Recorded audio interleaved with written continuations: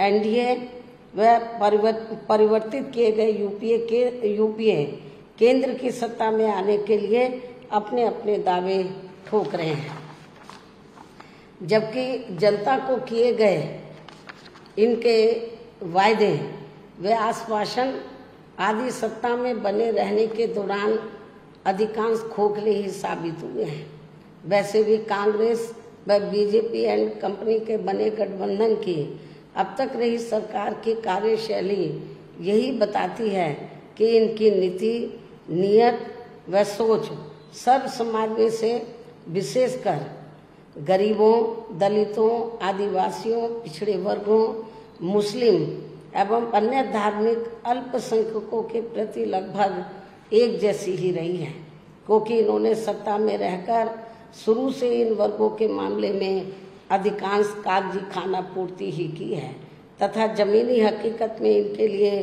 कोई ठोस कार्य नहीं किए हैं। लेकिन जब ये लोग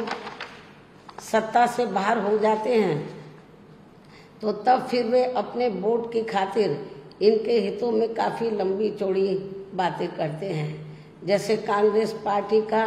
गरीबी हटाओ का व बीजेपी का हर गरीब के खाते में 20 लाख रुपए पहुंचाने को लेकर कही गई ये बातें सत्ता में आने के बाद केवल हवाई व खोखली ही साबित होकर रह गई हैं, जिसकी खास वजह से ही बीएसपी ने सत्ताधारी गठबंधन व विपक्षी गठबंधन से ज़्यादातर अपनी दूरी ही बना के रखी है। ऐसी स्थिति में अब इन वर्गों के लोगों को, यानी कि कमजोर वर्गों के लोगों को आपसी भाईचारे के आधार पर वे अपना अकेले ही मजबूत गठबंधन बना के या हर मामले में अपनी एकमात्र हितैषी रही पार्टी बीएसपी को ही मजबूती देनी है तथा जिससे फिर यहाँ कोई भी गठबंधन केंद्र व राज्यों की भी सत्ता में पूरी मजबूती के साथ आसीन ना हो सके तथा इसके स्थान पर फिर इनकी मजबूत नहीं बल्कि मजबूर सरकार ही बनेगी। हमारी पार्टी का ये पूरा प्रयास होना चाहिए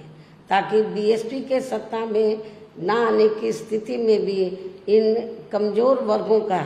यानी कि दबे कुचले लोगों का ये लोग ज़्यादा शोषण ना कर सके। इतना ही नहीं बल्कि ऐसी स्थिति में बीएसपी को भी सत्ता में आसीन होने का मौका मिल सकता है। और जब तक हम लोग अकेले अपने बलबूते पर खड़े नहीं हो पाते हैं, इसलिए इन सब बातों को ध्यान में रखकर अब बीएसपी को लोकसभा चुनाव में व इससे पहले राजस्थान, मध्य प्रदेश, छत्तीसगढ़